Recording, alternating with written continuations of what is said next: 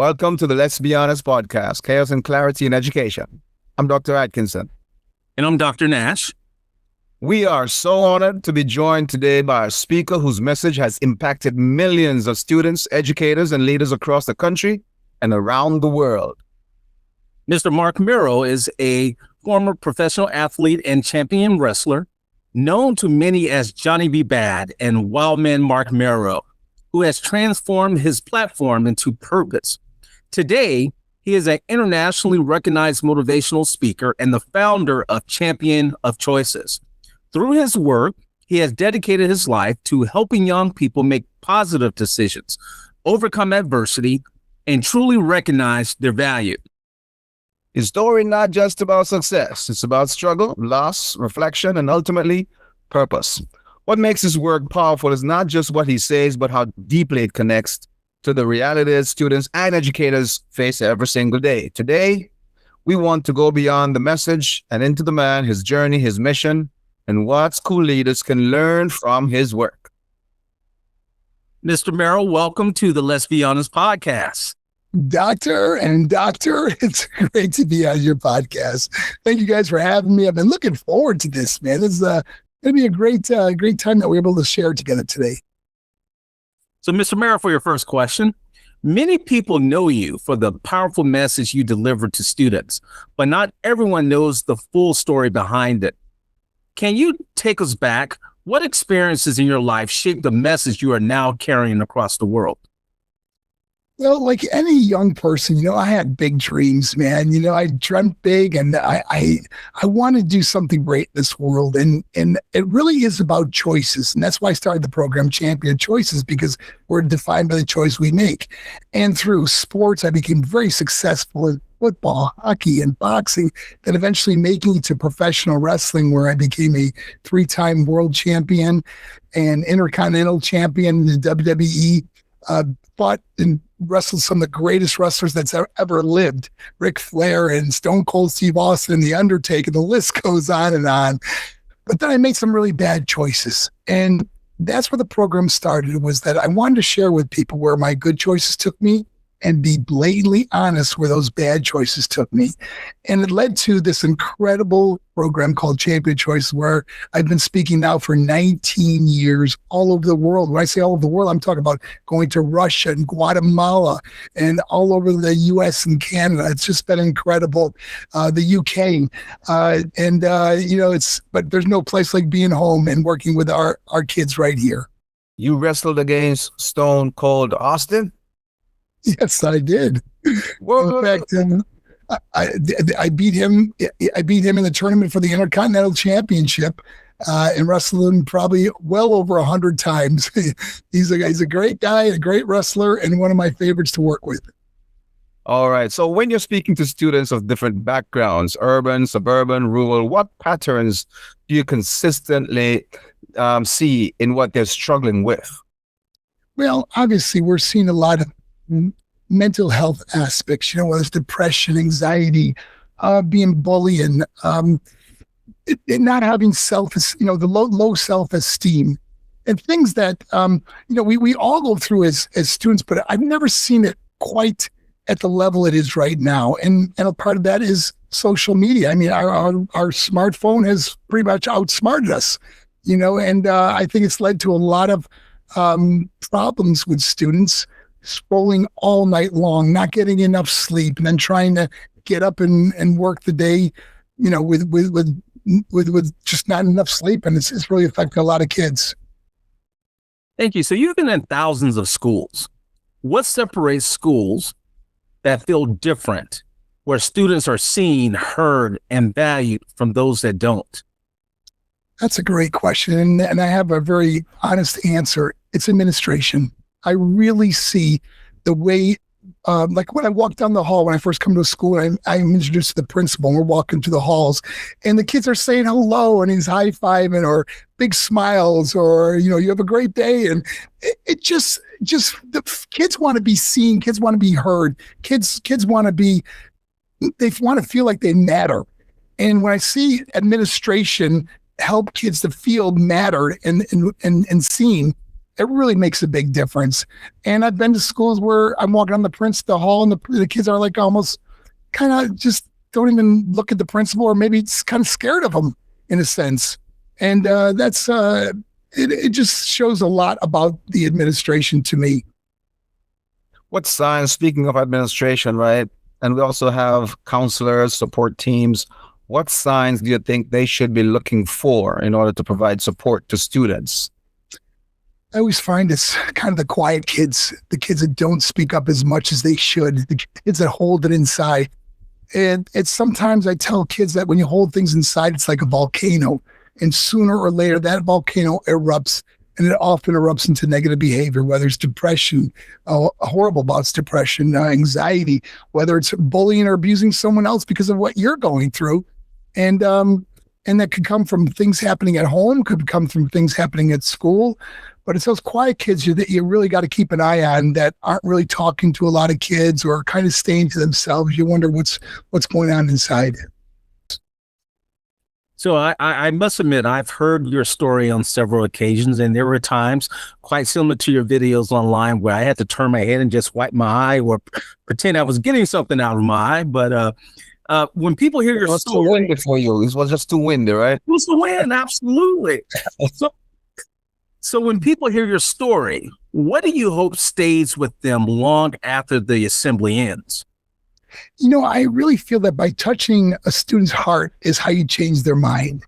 And I want kids to know that they matter, and that they're heard, and they're valued, and they're seen. And I think that when kids hear my story, they see what I've gone through. They said, if that guy can go through this, I can go through this, and becoming successful, then losing it all, and then reliving my life, or redoing my life, and becoming successful all over again by making the right choices. I'm very curious, Mr. Mero. In a few sentences, give me a synopsis of your story. I've never heard it. Maybe I want to cry today. No, well, my parents got divorced when I was 8 years old, and a lot of kids that we speak to can relate to that, because many kids come from broken homes. And so when my dad left our home at 8 years old, my mom had to raise 3 kids, and we moved to one of the worst drug and gang infested neighborhoods on the west side of Buffalo, New York. And we grew up there, and it was really tough living there. We went to a school that we were the minority, and we were getting beaten up a lot. And it really, never realizing that this is going to be my current trial is going to be my future testimony, how I can help so many kids today that maybe feel like they're not hurt, or being hurt in some way, or being bullied. And so going through that really made me aware of a lot of things. And as life went on, unfortunately, I lost my mom. She died at such a young age. She was only 58. I lost my little brother and sister. They both passed away at 21. My father died while I was holding him in my arms. I went through so much trauma that when I share my stories, kids can relate to it, but they also think about how maybe they are treating their family members or their siblings or other students. And because we never know what someone else is going through in life. Maybe their parents are going through a divorce. Maybe there's been a death in their family. Maybe they have a medical issue that you know nothing about. Words have power. Words can kill. Got to make sure your words don't make those bad words or the negative words the last words you say to someone that you really love. Amen. Yes. I know you see what's happening in the news today, in these days with kids. They do these takeovers at malls, in play fields, and people sometimes get hurt. I'm sure as you go to schools, that's something you have in the back of your mind. Have you ever addressed that with a group of students? I talk about, we following the crowd. Sometimes it's better to walk alone than follow a crowd that's going the wrong way. And my question I have a lot with when I do these community events is, where are the parents? I know growing up, even though my parents were divorced, my father was still in my life. He would come and see us every weekend. But I can't imagine doing something inappropriate and being more afraid of dealing with my parents than dealing with anybody else. But it seems like these kids have no fear of the consequences of their actions today. And they just kind of be led by the groups and the crowd and do things that are inappropriate. And people are getting hurt and even killed now.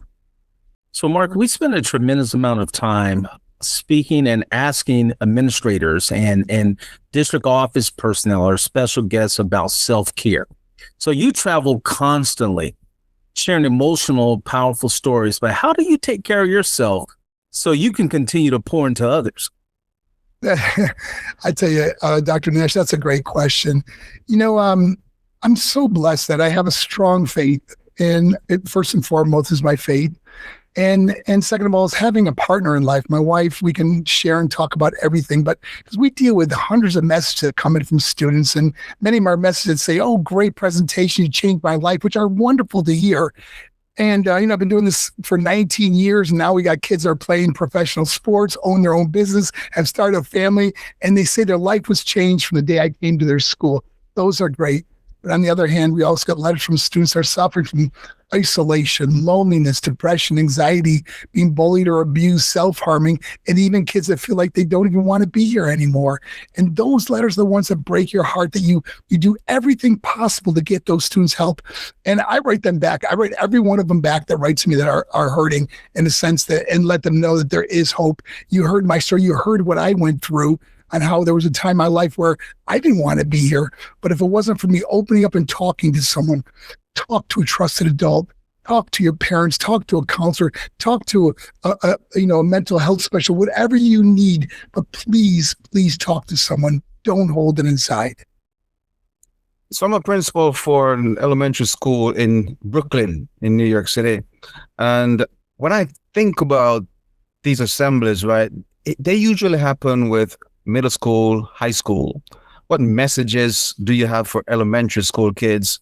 And how can I get in touch, or anyone who has an elementary school, get in touch with you to speak to their kids? Well, unfortunately, Dr. Atkinson, my message starts at the middle school and high school. And the reason being is because it's so powerful. As Dr. Nash will tell you, that many students will be weeping in the audience and hugging each other. It's very emotional. And I think sometimes it's maybe a little too emotional for the younger kids, the elementary school kids. But we usually start our program around the 5th grade. We found that those are the kids that really gain from the program, going 5th grade all the way up to the college level. But if I was speaking to elementary school kids, I would really start talking about how to understand what others feel when you do something negative to them, when you say bad words to them, when you hit them or hurt them in another way. Nobody wants to be treated badly. And but like I said, my message really is powerful, and it's meant for a little bit older kids. Appreciate it. Thank you. I appreciate you telling us that, because I was thinking about how you differentiate the messaging for elementary, middle, high school. I see how this is so impactful for our students beginning in the middle school grades. Now, when we do community nights, I encourage the parents to bring their kids at whatever age it is, because I don't mind if a young person sees it that are with their parents, because they can always reach over and hug them or something like that. And Dr. Atkinson, I was just in Brooklyn. I spoke at a school called See All in Brooklyn, and my dad is from Brooklyn. He grew up in Flatbush, Brooklyn. So it's nice to know that you're in Brooklyn. Yeah, my school is actually in East Flatbush. Oh, so that area. So, Mr. Mero, before we close, we want to give you the space to speak directly to our listeners. For those who have not been impacted by your message today and may want to bring your work to their schools or connect further, how do they contact you? Please contact us on our website at Think Pause, which is Think, T-H-I-N-K, Pause, which is P-O-Z, as in zebra, thinkpause.org. Or you can always call us at 404-834-6008. And we got a great staff working for us here, and we'll get right back to you, and hopefully we'll schedule something at your school. That's amazing. Thank you so much, Mr. Mero. I'll be looking out for your next visit to Brooklyn. Maybe I can skip over to that school where you are. I would love to see you in person. And if I could just close and say something to I got 2 messages I want to share. One to the administrators and one to the students. And to the administrators, I want to say, life is short, live it. Love is rare, grab it. Anger is bad, dump it. Fear is awful, face it. Memories are sweet, cherish it. And to the students out there, we all go through storms in life, every one of us. Some storms you can just walk through. Some storms you got to run through. But there will be storms that come in your life that you got to hang on with everything you got. Because I want to promise you something. After every storm, the sun will eventually shine. It's be brighter than you could ever imagine. Don't you ever give up. You are valued. We need you. Thank you. That's amazing, man. I you almost brought me to tears. Thank you. It's so great to meet you. And Johnny, Mr. Nash, I tell you, it's been a blessing knowing you. And he'll probably tell you the story, but we met pumping gas one day and then speaking at schools, and it's just been incredible. But thank you guys. And I hope I see you guys again soon. And I'd love to do your show again someday. Yes. Thank you, Mr. Mero. Yeah. Thank you so much. And this is another episode of the Let's Be Honest podcast.